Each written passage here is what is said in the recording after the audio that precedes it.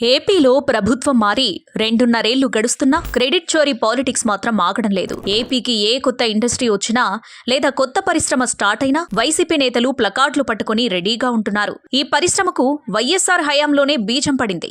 ఆ ఘనత మాదే అంటూ భుజాలు చరుచుకుంటున్నారు. తాజాగా కర్నూలు జిల్లా తుగ్గలి మండలం జొన్నగిరి వద్ద దేశంలోనే మొట్టమొదటి ప్రైవేట్ పూర్తిస్థాయి బంగారు గనుల ప్లాంట్ ను సీఎం చంద్రబాబు ప్రారంభించారు.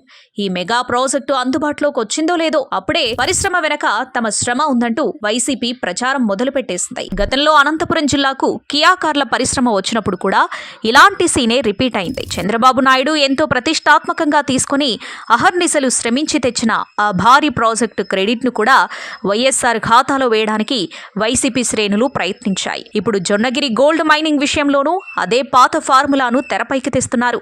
వైఎస్ఆర్ రాజశేఖర్ రెడ్డి ముఖ్యమంత్రిగా ఉన్న కాలంలోనే ఇక్కడ అన్వేషణకు పునాది పడిందని, కాబట్టి ఈ బంగారం వెలికితీత క్రెడిట్ తమదేనంటూ సరికొత్త కథనాలను వండి వారుస్తున్నారు. అయితే వైఎస్ఆర్ కన్నుమూసి దాదాపు 16 ఏళ్లు కావస్తోంది. ఆ తర్వాత గత 5 ఏళ్ల పాటు ఆయన కుమారుడు వైఎస్ జగన్మోహన్ రెడ్డి పూర్తి స్థాయి అధికారంలో ముఖ్యమంత్రిగా కొనసాగారు. విచిత్రం ఏంటంటే ఆ 5 ఏళ్ల కాలంలో జొన్నగిరి బంగారు గనుల ప్రాజెక్టు ప్రగతిపై గాని, అక్కడ ప్లాంట్ ఏర్పాటుపై గాని జగన్ ప్రభుత్వం కనీసం ఒక్క రివ్యూ మీటింగ్ కూడా జరిపిన దాఖలాలు లేవు. జగన్ పాలనలో ఈ ప్రాజెక్టు మరుగున పడిపోయి అసలు ఆ గనుల ఊసే జనానికి తెలియకుండా పోయింది. 5 ఏళ్ల పాటు ప్రాజెక్టును పూర్తిగా విస్మరించి ఇప్పుడు కూటమి ప్రభుత్వం అధికారంలోకి రాగానే స్పీడ్ గవర్నెన్స్ తో దాన్ని పరుగులు పెట్టించి ఓపెనింగ్ పూర్తి చేసింది.